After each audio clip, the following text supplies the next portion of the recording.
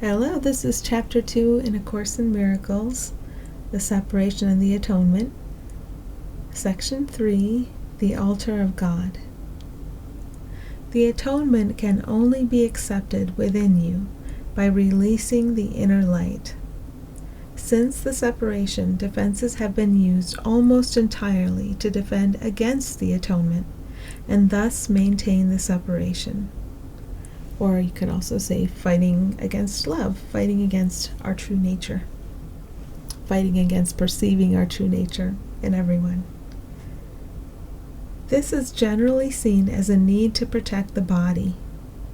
The many body fantasies in which minds engage arise from the distorted belief that the body can be used as a means for attaining atonement. Perceiving the body as a temple is only the first step in correcting this distortion because it alters only part of it. It does recognize that atonement in physical terms is impossible. The next step, however, is to realize that a temple is not a structure at all. Its true holiness lies at the inner altar around which the structure is built.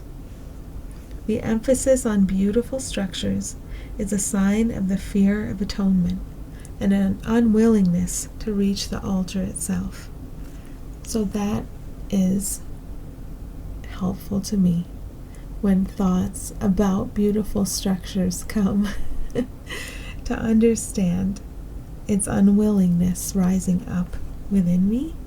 Thoughts of comparison, analysis of people's various structures, which ones are beautiful, which ones are less beautiful.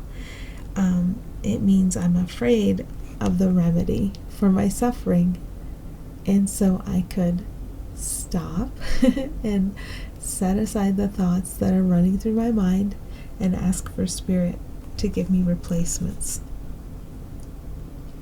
The real beauty of the temple cannot be seen with the physical eye.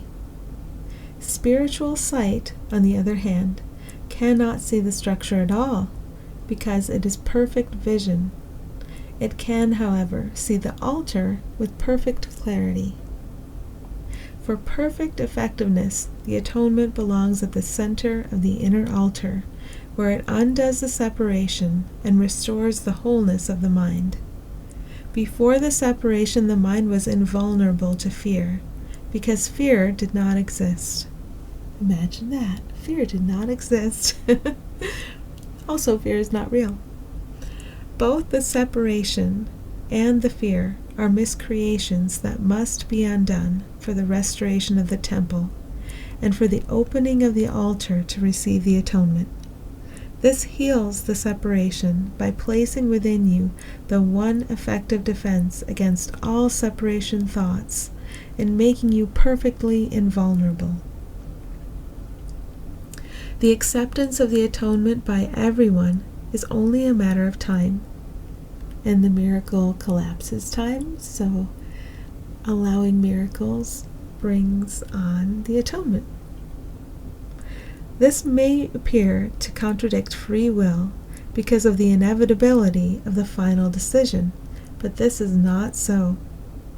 You can temporize and you are capable of enormous procrastination, but you cannot depart entirely from your Creator, who set the limits on your ability to miscreate. An imprisoned will engenders a situation which, in the extreme, becomes altogether intolerable. Tolerance for pain may be high, but it is not without limit. Eventually, everyone begins to recognize, however dimly, that there must be a better way. As this recognition becomes more firmly established, it becomes a turning point. This ultimately reawakens spiritual vision, simultaneously weakening the investment in physical sight. The alternating investment in the two levels of perception is usually experienced as conflict, which can become very acute, but the outcome is as certain as God. Spiritual vision literally cannot see error, and merely looks for atonement. All solutions the physical eye seeks dissolve. I'm going to read that again, maybe a couple times. All solutions the physical eye seeks dissolve. This is a big point of learning for me. That's why I read things a few times. But it's time for me to really look at this and really absorb it and really let it in. All solutions the physical eye seeks dissolve. Spiritual vision looks within and recognizes immediately that the altar has been defiled and needs to be repaired and protected. How do I know this? It's how I feel. How I feel tells me that. Whoops, you're miscreating in thought, and go within and allow the remedy.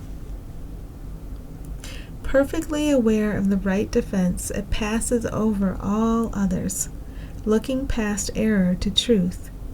Because of the strength of its vision, it brings the mind into its service. This reestablishes the power of the mind and makes it increasingly unable to tolerate delay, realizing that it only adds unnecessary pain. As a result, the mind becomes increasingly sensitive to what it would once have regarded as very minor intrusions of discomfort. The children of God are entitled to the perfect comfort that comes from perfect trust.